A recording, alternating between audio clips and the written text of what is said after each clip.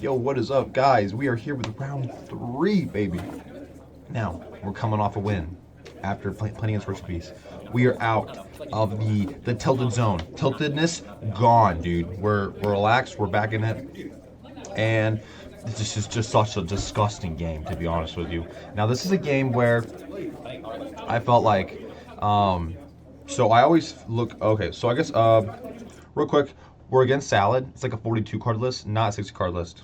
And I think my opponent won the roll, but as you can see, he opened the Field Spell, Brick, yikes. Veiler, Imperm Ash, yikes. And that last little spell card there is cross out. So big yikes for our Salad player here. I believe I opened something along the lines. I think I just opened straight gas, dude. It's like Prince, Pike, Goons, Ran, and Diva. Something like that. Yeah, pretty sure. So he just passes play. And so I draw Ash for turn, which is like, that's a great card to draw for turn when your opponent does not play at all, because now you just have that extra hand trap. And so I'm just like, okay, well, I guess let's just clean this up. So, did I not open Prince? I thought I did normal Prince.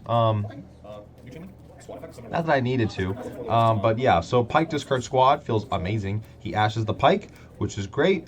And then we just go straight to a Dragoons, which is disgusting. And we have, I believe we have extension here. Probably. So we have Minstrel. Minstrel, pitch Dragoons. Look at the hand. Oh wow. Yeah, that is a wrap up, because I could probably grab Moonland there if I wanted to. Summon Ran. Ran can discard a card and Moonland rest of his hand. And I think I'm just hitting him for lethal right there. Moonland Glacia, Bahamut, and a level 10 Synchro. That's just calling it. So what this game felt like is, yes, variance is a key. For sure, you know, he could just open a bad hand. But I also think how often you open those unplayable hands.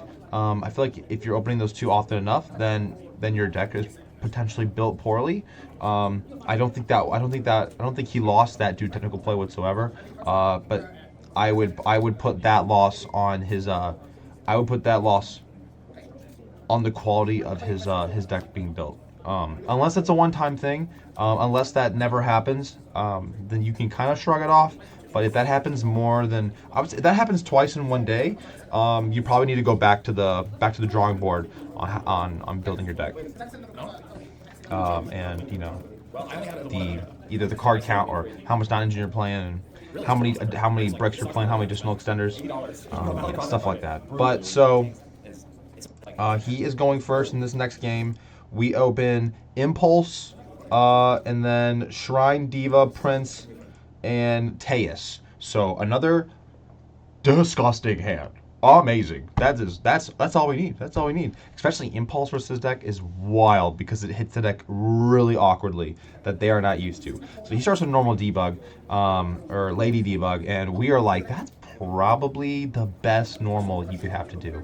Just because it's like, if it was spinny, this might be more of a problem. I don't know. I don't even know if it matters. So where you actually use the Impulse here is insane. You use it on the Gazelle, because they expect that no matter what, that second body will hit board, and they can play off of the two bodies just fine. You Impulse the Gazelle in hand, that's a quick pass turn, baby. That is, oh, I have nothing to do. And look at that. He opened another brick. He opened Taki Tomborg, which, in playing a deck less than 60, or less than a high deck count, can be a problem with playing multiple bricks, as we know as we play water. So I just get to start going now, and I do lead off with the Prince here. Prince, who are we sending? We're sending Dragoons. Oh, so he does the double hand trap play. He has Veiler, Ash, and then D-Barrier set. So he double hand traps the Prince, but we hard open the Shrine, so we don't care. And then we have the Teus Diva. I decide to lead with the Teus first, before doing the Shrine play. You want to try and save your Shrine as your last action, because Shrine in of itself is full combo, so everything else is just forcing out interruptions and offering you card advantage. So we send Diva, add squad, And now we can continue here. So there is, I would say there's a debate on what you want to shrine, whether you shrine the squad or the prince. But he did already use Ash, so we're not afraid of that. He technically could have the counter trap set, which if he does, that's probably our biggest problem. Um, for sure. That's probably what's cleaning us is if we had the counter trap right there. So maybe we play a little differently. Hard to say at this point. But yeah, so he activates D barrier. Our Prince summon back Dragoons, and we don't care about, well, we care about D barrier, but D barrier with a half board or a no board we do not care about at all. As you guys even saw, like versus Fiendsmith, we can win through a half board without XCs. So yeah, we still do the Deep Sea King combo, and because of Shift, we have Synchro access. So that also makes me only summoning one Pike not even feel that bad because the Pike's not even the main draw here anymore. It's really just a Shift. So we'll get our Porpoise, and then Porpoise will summon back.